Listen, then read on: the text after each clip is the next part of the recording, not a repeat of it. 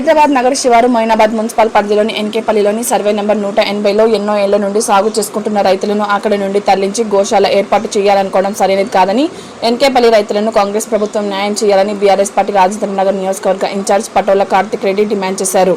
మంగళవారం ఎన్కేపల్లి రైతులు ఢిల్లీ నిరాహార దీక్ష కొనసాగింది. వారికి సంఘీభావంగా మండల బీఆర్ఎస్ పార్టీ నాయకులు తరలి వెళ్లారు. కార్తిక్ రెడ్డి ముఖ్య అతిథిగా పాల్గొని రైతులతో మాట్లాడారు. పేద రైతులు రంగారెడ్డి జిల్లాలో పేదరికం ఉండదని చాలా మంది అనుకుంటారు. మా జిల్లాలో కూడా పేదరికం చాలా ఉంటుంది. దాంట్లో దళితులు చాలా పెద్ద సంఖ్యలో భూములు ఉన్న వాళ్ళు మా దగ్గర ఉంటారు. దళితులు భూములు ఉన్న వాళ్ళందరికీ కూడా అసైన్మెంట్ పట్టా ఉంటుంది.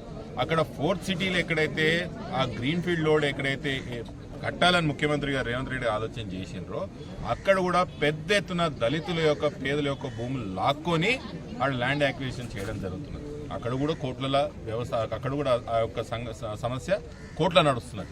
ఇక్కడ మొయినాబాద్ మండలంలో ఎన్కేపల్లి గ్రామంలో దాదాపు 3-4 తరాల నుంచి పేద దళిత కుటుంబాలు ఈ యొక్క భూముల మీద ఉండి ఇదే జీవనోపాధిగా ఉండి వీళ్ళ యొక్క కుటుంబాలను సాగుకుంటున్నారు.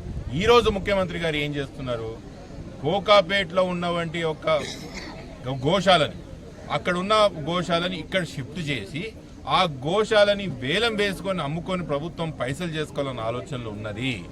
ఆ యొక్క ఆలోచనలోనే ఆ యొక్క దురుద్దేశంలోనే ఈరోజు ఎన్కేపల్లి గ్రామంలో మా యొక్క పేదల భూములు లాక్కొని ఇక్కడ వాళ్ళకు భూమి ఇచ్చి అక్కడ భూమి అమ్ముకొని ప్రభుత్వం పైసలు చేసుకొని ఆలోచన చేస్తున్నారు. ముఖ్యమంత్రి గారికి పెద్దలకి ఎవరైతే అధికారం ఉన్నదో అధికారులకు నేను అడుగుతున్నా, మీరు అక్కడ డబ్బులు సంపాదిస్తున్నప్పుడు పేదలకు రావాల్సిన హక్కు ఇక్కడ కల్పిస్తే మీకు పోయేది ఏందంటానే.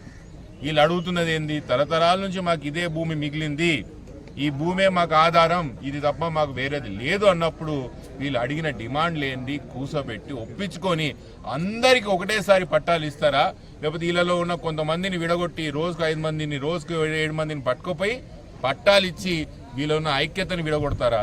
ఇది మీకు తగువా ముఖ్యమంత్రి గారు అని అంటారు. పేదలందరినీ ఒక దగ్గర కూసోబెట్టి మీరు రాష్ట్రానికి ముఖ్యమంత్రులు తండ్రిలాగా మీరు అందరినీ ఒకటే ఒక విధంగా చూస్తారా, లేకపోతే 10 మందిని 5 మంది విడగొట్టి వీళ్ళని ఐక్యత విడగొడతారా?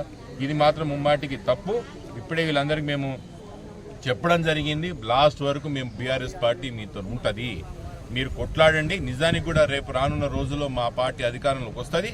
వచ్చిన తర్వాత ఈ కాంగ్రెస్ పార్టీయే చెప్పింది, అసైన్ భూములు ఎక్కడెక్కడైతే దళితులు ఉంటారో వాళ్ళందరికీ కూడా పట్టాలు చేస్తామని చెప్పిండ్రు. ఇదే ముఖ్యమంత్రి గారు, ఇదే కాంగ్రెస్ పార్టీ మేనిఫెస్టోలో మేము అదే చెప్తున్నాం. ముమ్మాటికి మేము అధికారంలోకి వస్తాం. వచ్చినప్పుడు మాత్రం ఇట్లాంటి సమస్యలు ఎక్కడున్నా కూడా అందరికీ పట్టాలు చేస్తాం, మీరు ధైర్యంగా ఉండని చెప్పడం జరిగింది. ఇక్కడ ఉన్న అధికారులకు కూడా చెప్తున్నాను, మీరు వీళ్ళ దాంట్లో కొంతమంది విడగొడతాం, మేము కొంతమంది గుంజుకుపోయి వీళ్ళు ఉన్న దాంట్లో అందరినీ పల్సన చేస్తాం, వీళ్ళ దాంట్లో ఐక్యత లేకుండా చేస్తామంటే మాత్రం మేము ఊరుకునే లేదు. ముమ్మాటి కోర్టులో కొట్లాడతాం, వీళ్ళ తరఫున కూడా కొట్లాడదాం మనం చేస్తాం.